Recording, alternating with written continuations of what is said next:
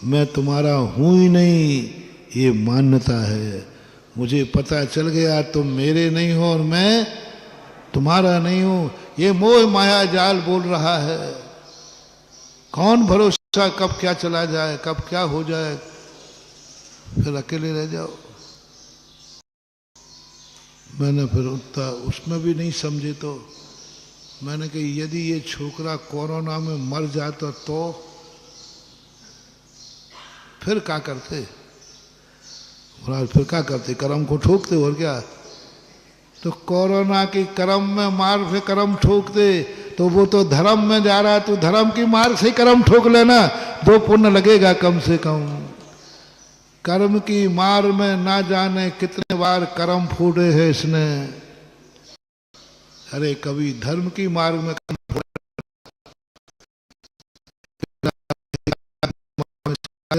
आप कर्म ठोकते रहो, कम से कम बाधक तो मत बनो, उसको इतना टॉर्चर तो मत करो। और वीतरागी को कभी टॉर्चर नहीं होना चाहिए। कुछ नहीं, ये सब बातें कर रहे हैं अभी, बाद में सब कोई किसी का नहीं है, कोई किसी का रूप नहीं। एक क्षण भर में छोड़ दिया, याद भी नहीं किया। क्यों नहीं किया याद? क्या उनको माता तसला की याद नहीं आती होगी? क्या पिता की याद नहीं आती होगी? नहीं, स्मृति आती है, याद नहीं आती। याद आती है, मोह नहीं जागता, क्योंकि वो जान गए कि मेरी थी ही नहीं तो मैं क्या करूं। स्वभाव को जान गए। तत्व दृष्टि आ जाने पर सब कुछ सामने होगा, लेकिन राग द्वेष नहीं जागेगा। माता पिता भी सामने होंगे, पिता का रूप नहीं दिखेगा, एक श्रावक एक जीव है। तत्व दृष्टि आ जाएगी। तत्व दृष्टि पूर्वक त्याग है, और वो भगवान आपका था। मैंने आपकी निंदा नहीं की प्रभु, क्षमा करना यदि आपको ऐसा लगा हो कि मेरी बुराई की है। नहीं, मैंने तो प्रशंसा करने के लिए आपको सबसे ज्यादा परिग्रही बताया, और फिर एक क्षण में आपने त्याग दिया। इससे आपकी महानता बड़ी है, क्योंकि किसी के पास कुछ नहीं हो वो त्यागे तो उसकी महानता नहीं हो। फिर जो उन्होंने प्रशंसा की, तो अद्वैतवाद और द्वैतवाद की चर्चा में कर रहा था। यदि तुम एकाकी नहीं जी सकते हो, तुम अकेले नहीं जी सकते हो, तुम एकत्व भक्त में लीन नहीं हो सकते हो, श्रेष्ठ तो यही है, कोई कोई न नथी रे, कोई किसी का नहीं, कुछ भी नहीं। यहां तक कि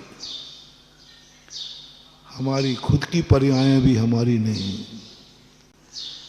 संसार में कोई किसी का कुछ तो है ही नहीं। जब व्यक्ति समय सार में उतरता है तो स्वयं की पर्यायों को भी कहता है ये पर्यायें भी मेरी नहीं, ये भी कभी धोखा दे जाएंगी। धोखेबाज पर क्या भरोसा? कौन कब किस समय किस मोड़ पर धोखा दे जाए, कोई भरोसा नहीं। पर्याय कब धोखा दे जाए, ये मनुष्य मानू मैं अपना, ये मनुष्य पर्याय कब धोखा दे जाए, ये मुनि पद मानू, ये कब धोखा दे जाए। व्यतिरेक न पर्याय, पर्याय उत्पन्न हुई है वो मिटेगी ही मिटेगी, उस पर क्या भरोसा करना। इसलिए 2-3 दिन पहले हमने कहा था, सम्यक दृष्टि पर्यायों का सुख नहीं भोगता।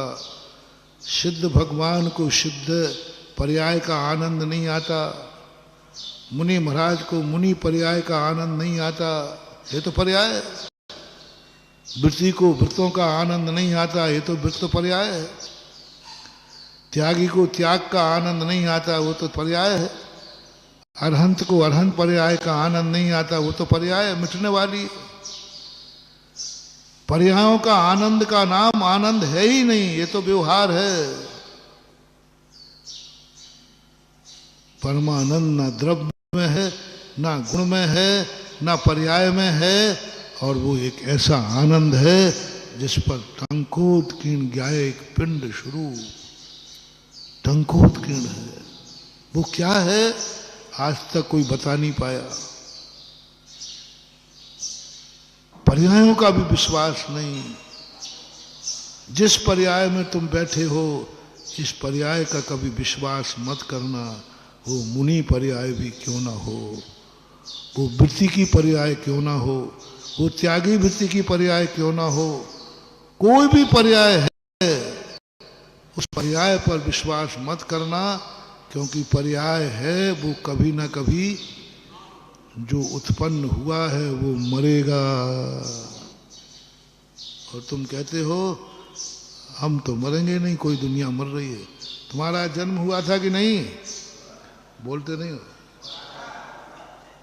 जन्म की तिथि है कोई के नहीं है, तो बस मरने की भी तिथि है। जिसका जन्म डे है उसका उसका मृत्यु डे है। निश्चित है, जन्मा है तो मरेगा, सीधा सिद्धांत है। इसी प्रकार पर्याय उत्पन्न हुई है तो मिटेगी। मिटेगी जो पर्याय आनंद देने वाली है। व्यंजन पर्याय मिटती नहीं है कभी कभी, तो उसमें आनंद नहीं, वो तो आकार मात्र है। तो वो है जो अगुण गुण की परिणति से बनती है अर्थ पर्याय, और अर्थ पर्याय खणक खाइनो एक समयवर्ती होती है। उस पर क्या भरोसा करोगे? इसलिए सर्वज्ञ भगवान सम्यक दृष्टि भावलिंगी संत शुद्ध उपयोग दशा में इन पर्यायों के पार हो जाता है। पर्यायों का आनंद लेता ही नहीं, पर्यायों को ज्ञान का विषय बनाता ही नहीं। वो तो पर्यायों के बाद ऐसी चीज का विनय बनाता है जो कभी मिटता नहीं है, टंकोत्कीर्ण होता है। वो है परमानंद। इसलिए अब उस दशा को तो तुम प्राप्त हो नहीं सकते। आप तो महाराज जी ये सब बातें समय खराब मत करो। आप तो ये बताओ कि हमारे पास धन है वो कैसे बढ़े।